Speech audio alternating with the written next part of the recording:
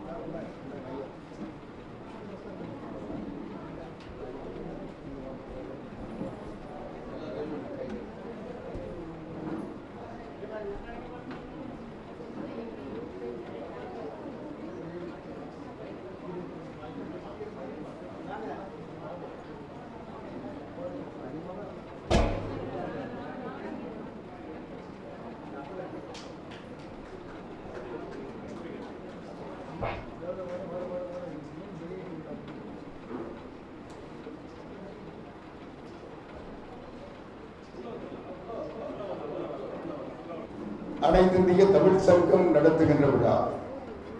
இந்த விழாவில் மரியாதைக்குரிய ஐயா டாக்டர் H.V. அண்டே அவர்கள் இந்த நூலை வெளியிடுகிறார் என்கிற பொழுது அதில் பொதிந்துள்ள காரணங்களை நான் விளக்க வேண்டிய அவசியத்தில் இருக்கிறேன். ஏனென்றால் அவருடைய தாய்மொழி தமிழ் அல்ல, கன்னடம்.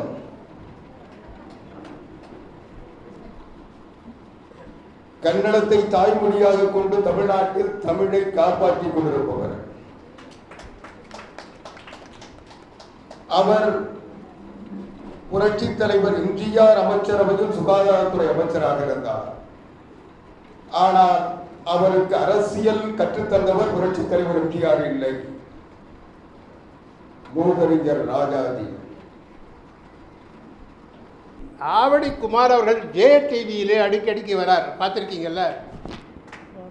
அந்த டிவி மட்டும் இல்லை, இன்னும் மற்ற மாற்று கட்சி டிவியில் கூட வரார்.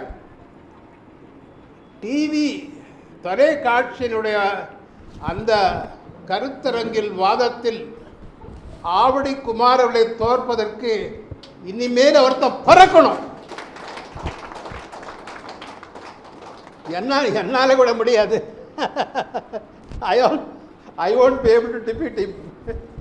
I am supposed to be a good argumentator, but I won't be able to. அவ்வளவு சிறப்பாக அவருடைய டிப்பிக்கல் ஆக்ஷனில் அவர் பேசுவார். அந்த வகையில் அவரை பாராட்டுவதற்காக நான் இங்கே வந்திருக்கின்றேன்.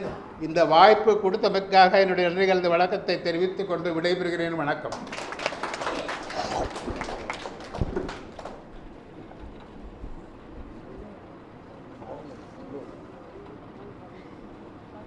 சென்ட் ஜோசப் பல்கலைக்கழகம் பெங்களூர் பேச்சாளர்,